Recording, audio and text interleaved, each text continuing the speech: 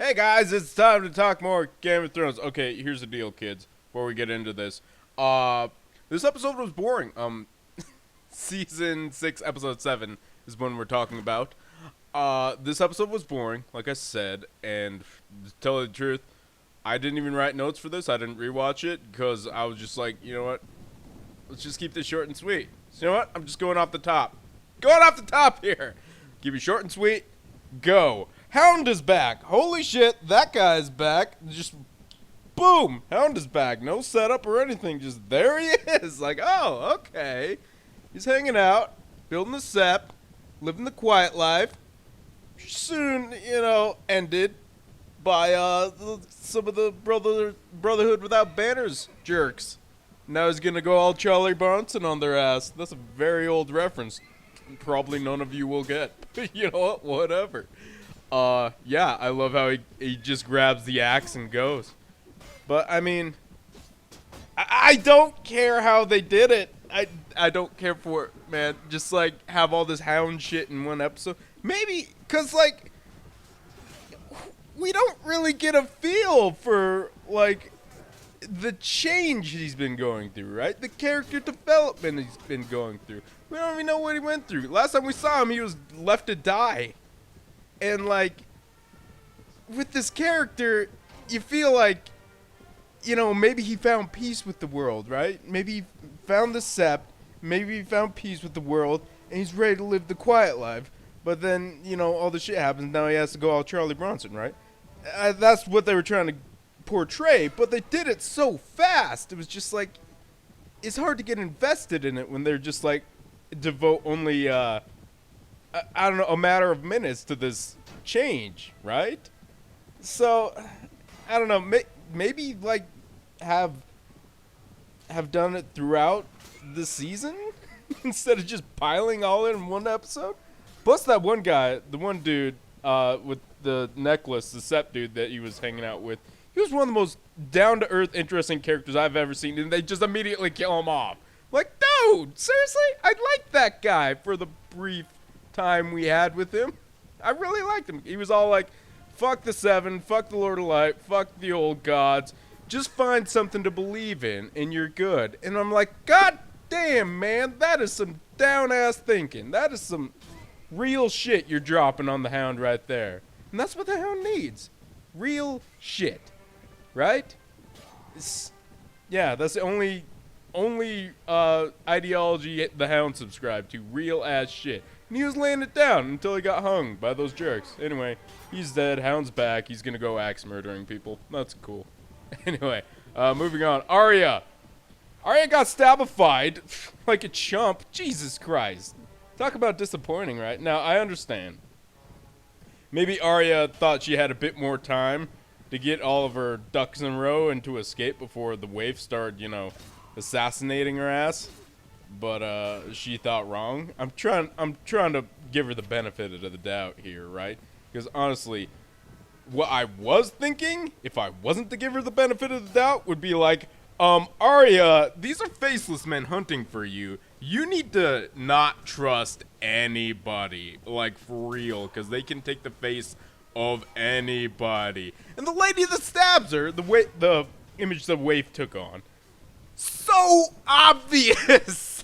I mean, my God. I saw this scene where Arya was like having a quiet moment to herself, looking over the bridge, and that old lady was just walking up to her slowly. I mean, before it even happened, I'm like, yeah, that's the waif. That is so fucking obvious. I mean, come on, Arya.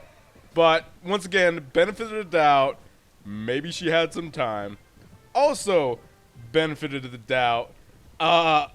Why did the waif stab her in the stomach? I mean, Assassination 101, shouldn't you go for the vitals? I don't know.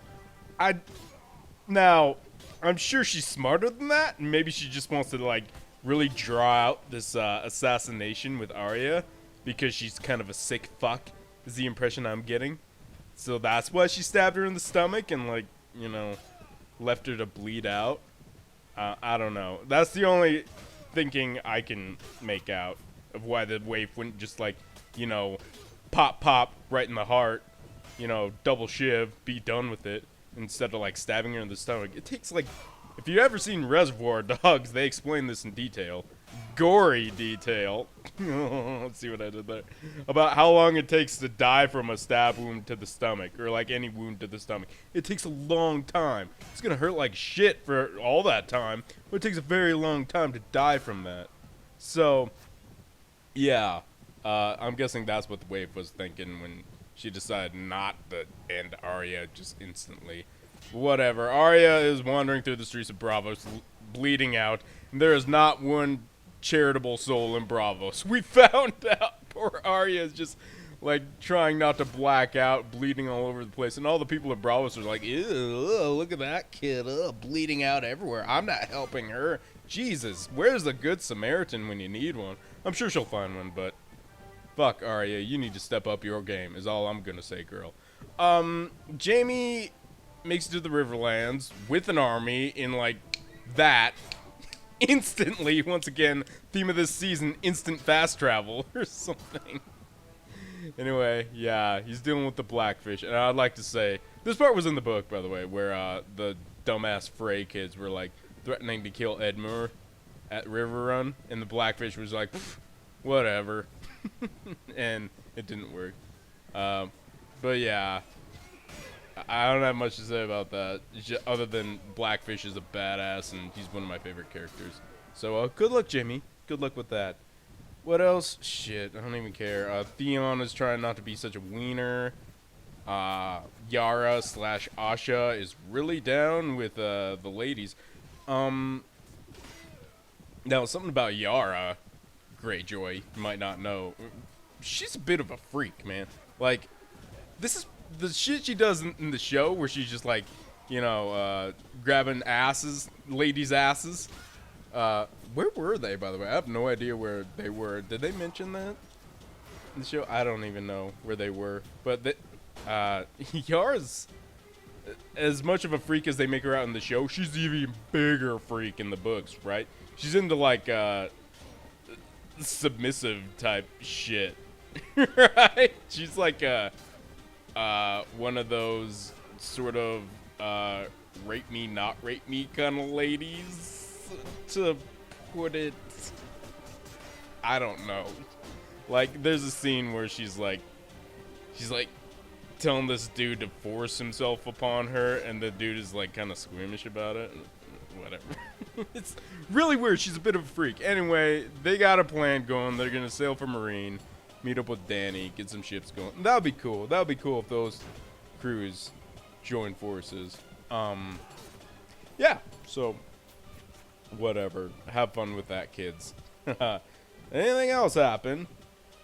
Oh, Marjorie. Marjorie is like hatching schemes to manipulate the High Sparrow. I honestly, so many people on the internet claim that Marjorie is like this master manipulator, right? I don't see it. I seriously don't see it. What kind of history does she have of manipulation? I mean, you can argue that she sort of manipulated Joffrey into not being an asshole to her by, like, stroking her his crossbow. You know, like way back in like season 3 or something. I don't know. I just don't see how Marjorie's this master manipulator, right? I think she's a lot smarter than she lets on, but master manipulator, I don't think she is, right? I think she was locked up, right? Locked up by the High Sparrow. And she just had a long time to think about her options. It's not so much she's got this masterminded plan. It's just that she has options and she's trying to make the best ones available to her. That's about it. That's about all I can say about Marjorie. I don't think she's got any grand scheme. Of course, I'll probably be proven wrong. She'll probably have like this master stroke of fucking genius that blows everyone's mind because fan service, but it just doesn't seem in character for her, from my perspective. You probably disagree with me, but you know, whatever. That's what we're here for. We're here to discuss and talk about these things. So yeah, good luck, Marjorie. Yeah. Anything else of note? Oh yeah, the whole recruitment scene. Oh, almost forgot about that. John and Sansa are instant fast traveling around the north. Once again, theme of this season, instant fast travel. I loved the scene with the little Mormon kid when they went to Bear Island. That kid is a hard ass, man. Freaking the Starks need to take note from her. Whoever coached the Lord of Mormon Island, or Bear Island, man, they done good. Freaking young rulers, take note. This kid has got it down, right? She has a presence. She's like a freaking, is she even 10? She's like 9 years old. Freaking 9-year-old kid has a presence, like a foreboding presence to freaking Jon Snow, who's seen it all, right? Jon Snow shouldn't be fazed by anything, and he's fazed by this little kid that's just like, yeah, what's up? Why the fuck should I send my 62 men to help you on your failed little crusade here? I just thought it was funny that all that friggin' grab ass amounted to 62 men. Just hilarious. I thought she was gonna drop some line like, we have 62 men, but 1,000 fighting women, which would be awesome because that's how they roll on Bear Island. Like, the Mormon ladies are, yeah, the ladies are all brought up to fight because the history is that while the men are off fighting wars, they would have to like fend the island from the Ironborn. The ladies would, because all the men would be gone. So they always taught their ladies how to fight. So I was thinking maybe like they would send some lady warriors into the army for Jon Snow, but guess not. Wishful thinking, I guess. Anyway, and I think Sansa was starting to regret her decision about not getting the Knights of the Vale. About fucking time, right? Jesus, didn't see this one coming at all. Dumbass Sansa. I hate her. Anyway, I'm pretty sure she sends a letter to old Littlefinger to get the Knights of the Vale up north to help take out the Boltons, because without them, I don't think they stand a chance, man. The hopes are not high, but you know, whatever. Just fucking Sansa. Do you not have the foresight? You have no. Well, I guess I gotta give her the benefit of the doubt. Once again, we're going benefit of the doubt. She has no military experience, but I mean, this just goes beyond military experience, right? This is just like exploring hypotheticals, right? Anybody can do that, right? In normal encounters, in military encounters, the most reliable variable for victory is, do you have more people on your side than they do? Yeah? I mean, you don't have to be a military genius to figure that one out, right? So, being that Sansa couldn't figure that one out when she was all pissy with Littlefinger, is just shows how little she knows. Right. And people keep saying, I keep hearing about this shit, that Sansa's getting smarter. Everyone's been saying Sansa's learning the game. She's getting smarter. No, she has not. There is no evidence of this. Show me the evidence she's getting smarter. There is none. She's still just dumb as ever. Jesus, people, stop saying Sansa's getting smarter. She's not. She hasn't learned a fucking thing, man. She just learns that she gets fucked over and then gets pissy about it. And then we somehow translate that into learning. What? No! You're wrong! She's not learning. She's still dumb. Fuck. Okay. Whew. Sorry, that was all pent up inside me. Anyway, anything else happened? I don't know. Once again, this episode was kind of boring. The last of the setup episodes, right? You know, with all this setup they're doing, the last 3 episodes are going to be pretty off the chain. Am I right, gang? I think so. So, looking forward to that. Hopefully no more setup. Now we're going to get into the mind-blowing episodes I'm feeling. So, thumbs up. Keeping this one short. Anyway, see you next week. Laters!